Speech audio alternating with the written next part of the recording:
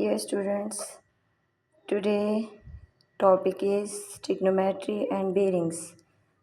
Unit number 6 है, exercise number 6.1 का question number 3। Last 2 videos में हमने क्वेश्चन नंबर 1 एंड 2 को समझा था। तो अब नेक्स्ट हम क्वेश्चन नंबर 3 करने जा रहे हैं, जिसमें है convert the following angles in degrees. और आंसर जो है वो आपने पॉइंट के बाद जो है वो 3 प्लेसेस तक लिखना है। तो क्वेश्चन नंबर 1 है 45। पहले मैं आपको इसके की पॉइंट्स बता देती हूँ। की पॉइंट्स में ये है कि लास्ट के रिव्यू के भी बता देती हूँ कि जब हमने उसको मिनट में कन्वर्ट करना था तो हमने 60 से मल्टीप्लाई किया था। जब हमने सेकंड में कन्वर्ट करना था तो हमने 3600 से मल्टीप्लाई किया था।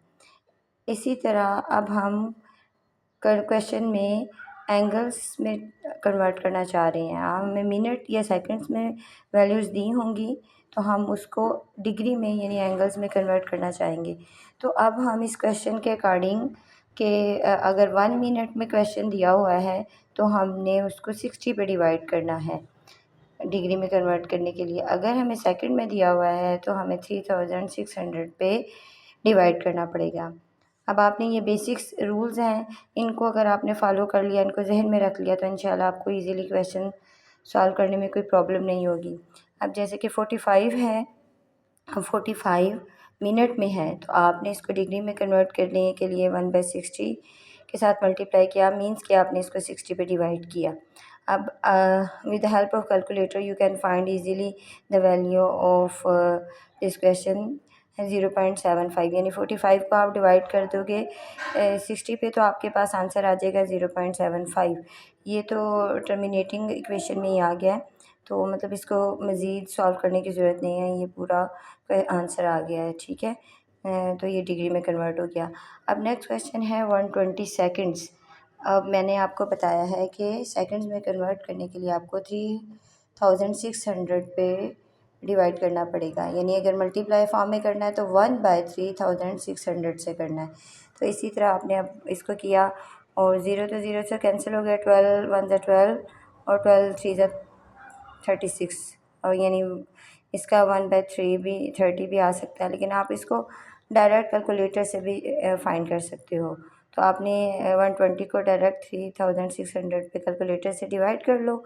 अब आपके पास वैल्यू है। अब आप इसको राउंड ऑफ कर सकते हो, लेकिन देखो पॉइंट के बाद जो वैल्यूज़ हैं वो 5 से ग्रेटर नहीं है या 5 के इक्वल नहीं है, तो फिर ये राउंड ऑफ नहीं होता। इसको बस अपने क्लोज फॉर्म में ऐसे करके लिख दिया, तो दिस इज़ आंसर 0.033।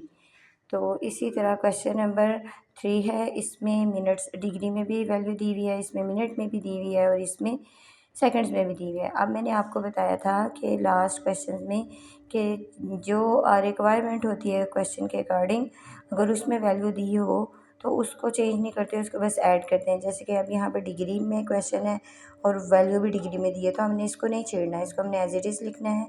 अब मिनट और सेकंड वाली वैल्यूज़ को कन्वर्ट कर दिया, जो मैंने आपको लास्ट क्वेश्चन में समझाया है। इसी तरह आपने इनको 60 से डिवाइड किया और इसको 3600 को सेकंड वाली वैल्यू को डिवाइड किया। आपके पास दोनों वैल्यूज़ के आंसर्स आ गए। आपने इन दोनों आंसर्स को क्वेश्चन में फिक्स कर देना है, यानी कि 30 की तो एज इट इज़ लिखा।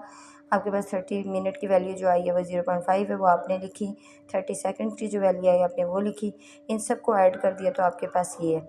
अब आप इसको राउंड ऑफ कर दें, मीन्स के पॉइंट के बाद 5 0 है और 0 से के बाद जो है 8 है, और 8 जो है वो 5 से ग्रेटर है, तो आपने इसको राउंड ऑफ करके लास्ट डिजिट में 0 में 1 ऐड करके 51 बना दिया। तो इसका आंसर आ जाएगा 30.51 डिग्री।